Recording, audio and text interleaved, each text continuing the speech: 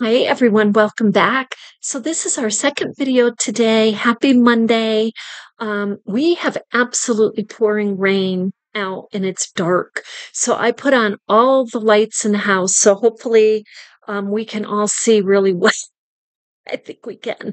And so I laid out the last um, Boro Inspired design. So this is the basics to it. Might add a little more to it. But what I'm loving about this entire piece is um, the silky scrap fabrics that I'm using. If you can see that okay, are floral pieces also. And they're in such a way that they just kind of blend in with our base of floral piece. And I love it.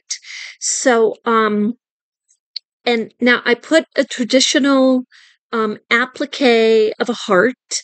And typically, what I do, a lot of times, I will end up adding hearts all over the place. It depends. I usually do it towards the end. But if I do it, I'm just compelled to do it. And they'll go all different ways. So this one is kind of turning to the right a little bit, kind of like towards where the birds are down in the center of the piece.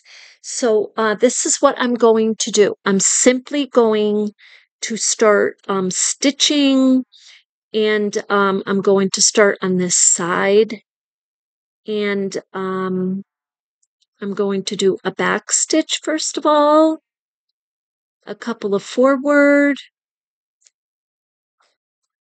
and then I'm going to do another one backwards, just to lock this in place.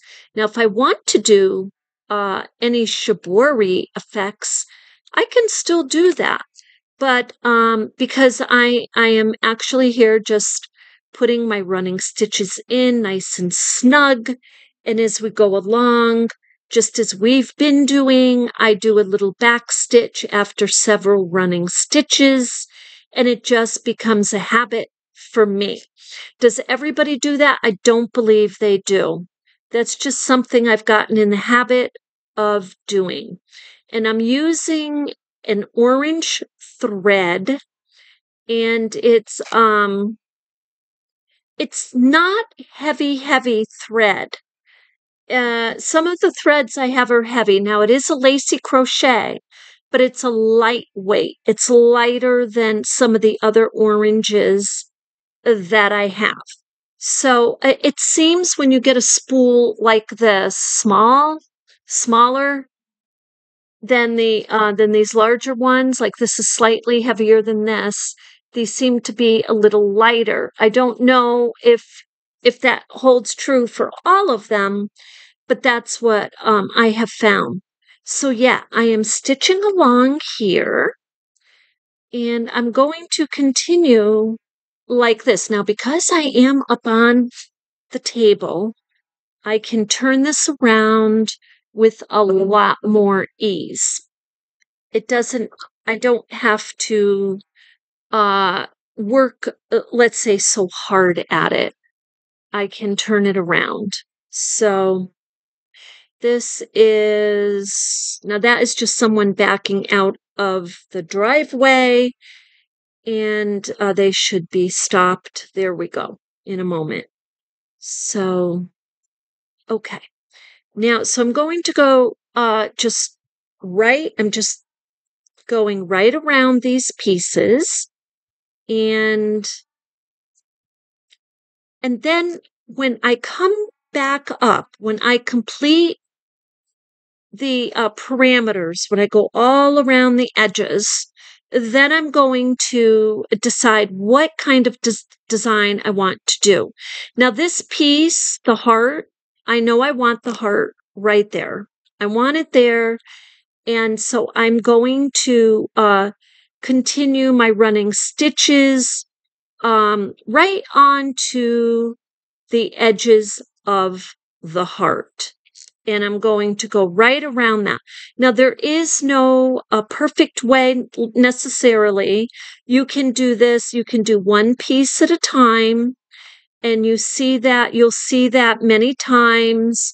If you do research on it, you'll see them sew right around one piece at a time. I tend to design my pieces and then I sew them. I will typically sew them like this, pretty much with as they are designed, and going around the edges first. And that way, I just feel I get perspective that way. And but like I said, it's not an absolute, because you may find it much more appealing to do one piece at a time. And then you look at it and then you're like, okay, I really like that just the way it is. I really don't want to add anything on it. I tend to do the stacking all at once, almost, you want to say. So now I'm going to turn this again, get my threads out of the way.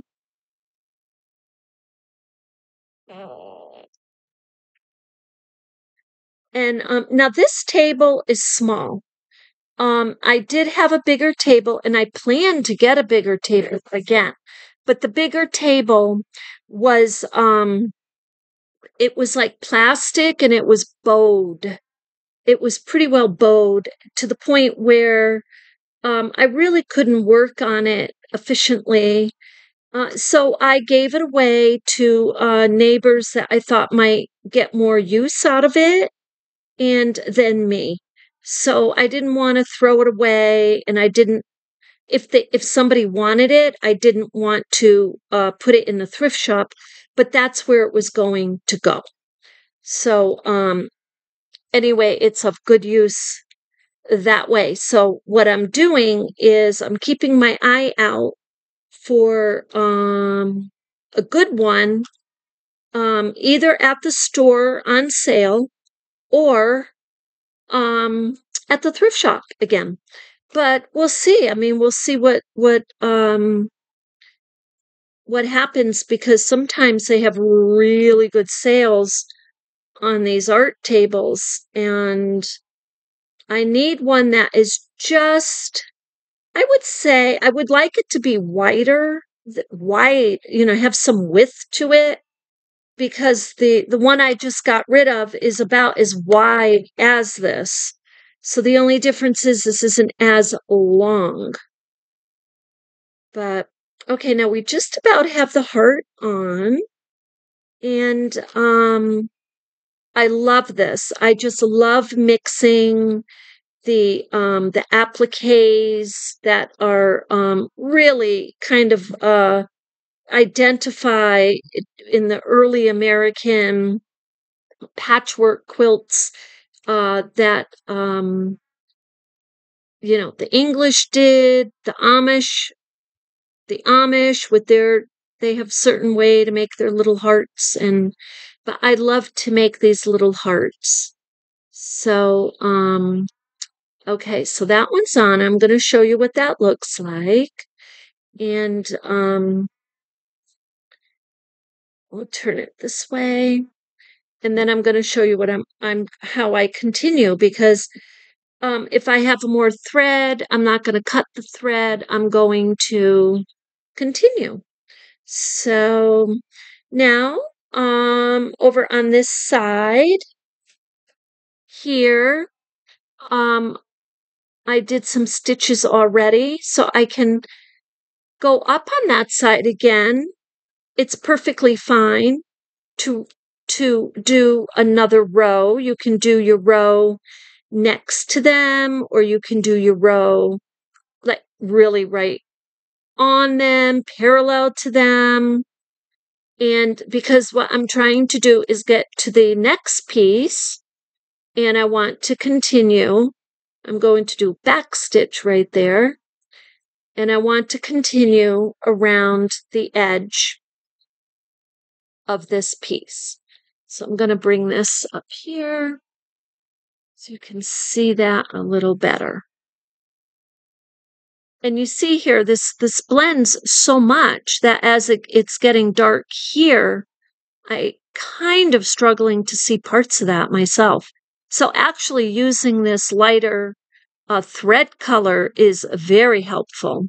Now, if I wanted to do shibori here, which, by the way, when I look at these pieces, my corner pieces, I may come back and do a little shibori effect. And if I do, I will bring you with me. I'll show you what I'm doing because I do that. I do that a lot. Like I kind of feel like I want this to be a little bit shibori. I don't know, but I can tell better when I'm looking at the full piece, when I'm looking at it closer to its completion. But again, there are no rules. You can do that as you go along, like I did with the birds. Our bird metaphor, our little bows in the middle of this piece are all shibori. So I'm going to pull this through now. And tie a knot just to kind of keep it in place. Now I have picked a beautiful sari for this. And I'm sure it's going to fit, but it's in the basin in the bathroom because I got it out of my, it's soaking by hand. I'm washing it, but I got it out of the storage unit and I think it will go absolutely lovely with this. So it will go on the back.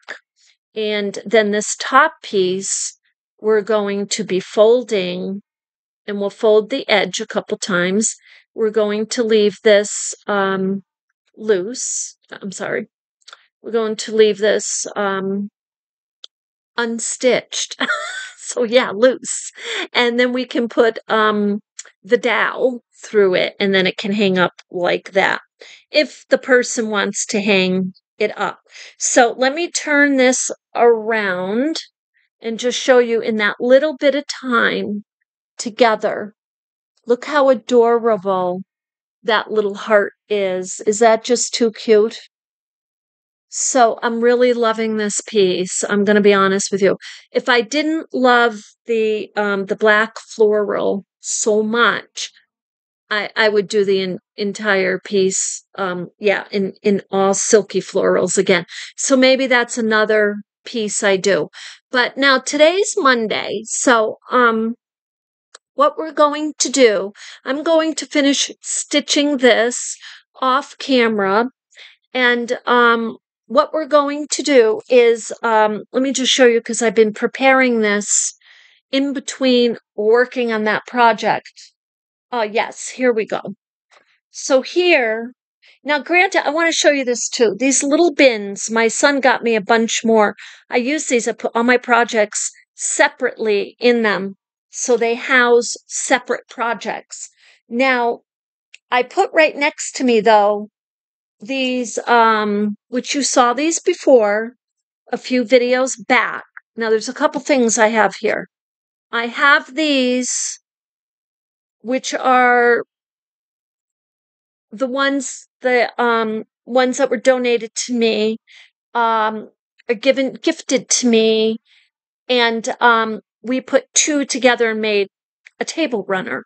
So now I may do what I want to do is I want to see what it looks like with just one as a beautiful centerpiece with Boro inspired design, and then one with the Kawandi inspired. Now, I may do those two videos in the same day because you've seen me do that before. We just design our board because the method is so, what do I want? It's so fluid. It's such a part of, it's so soulful. It's soulful, as they say with Kawandi. Both of them really are, but you can kind of flow in laying out the design. So I want to do that with those, with these. That will be tomorrow. And then I'll show you, I'll just keep stitching this piece and I'll share at the beginning of each videos that we do this week on where I'm at. Because, and I always think I'm going to get done sooner than later. It's always later. It, it is.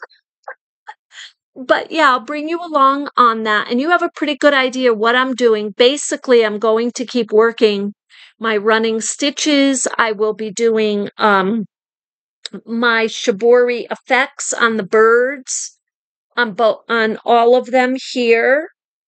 And this is the one at the top that we've been working on, the gray one. And this one I worked on a little bit. I've got just a little bit left on that one. And then this one, this little one, I want to work on that one a little more. So yeah, I'll bring you along with me where we're going with this. This is coming out really lovely. I really, really, really like this last design that I just put into place. I feel like it's at home, it goes well, and it's just a little different with the heart signature saying love and light, So, okay. So with that, we will see you tomorrow. And please, if you have any questions, if you have your Silky Silks out and you're trying to go along on this, let me know. I may be dropping another video today on the needle felting the bear. I've got it right here, and I'd kind of like to do a little bit of that right now while I'm sitting at this table before supper time. So with that, you have an absolutely beautiful evening. Thank you for being with me on my journey in love and light.